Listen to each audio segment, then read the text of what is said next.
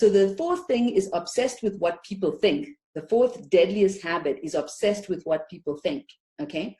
This one is, as you all know, very debilitating, because instead of doing what you want to do, you do what you think people want you to do. And the truth is, you have no idea what people want you to do, ever, okay? And it's amazing how many times I'll hear people say, yeah, you know, they wouldn't like it if I did that. I was like, well, why don't you try it first and then see? But, oh, because you're scared. Because the real reason is because you're scared to do that. Okay, so it's easier for you to say, nobody will understand when I do that. Okay, they won't get it, they won't support me, as opposed to I'm scared to put myself out there. Okay, so it's easier to make other people more dumb. They don't get it, they won't understand it, they won't agree with me, than for me to put myself out there. Okay, so be very careful with that one. Yeah, obsessed with what other people are thinking to the point where you think you know what they're thinking, you know what they're going to do. So when I say, hey, why don't you go in and have the conversation with your boss if you're not earning enough money, and say to your boss, I'm not earning enough money and I want to raise. And then the first thing the ego will say is, no, my boss would go, like I could never do that. I could never do that. Like, why not? Don't you feel you're being underpaid? Well, I am, but yeah, so then what's the problem?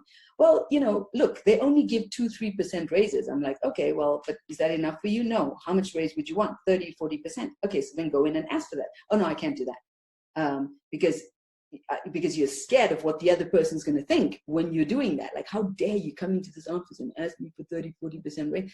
That's your limitation. You don't know what they're going to be thinking. They might go, holy crap, this woman is smart. She's a smart damn cookie. She figured out that she is 30% underpaid. Okay, and now she's finally figured it out, which, by the way, has happened. I give these examples because when I coach my students, I get them to do stuff that they didn't want to do, and it works. Okay, yeah, that's when you have a good coach, they take you out of your comfort zone. And so when you say you want to go in and negotiate a 10% raise, they'll say, that's ridiculous. You need to ask for at least 30%, or else don't even bother going into the whole conversation, right? So you always want to be stretching yourself. If you're comfortable with 10, you probably can get 20 or 30 easily. I want you to understand that. Yeah.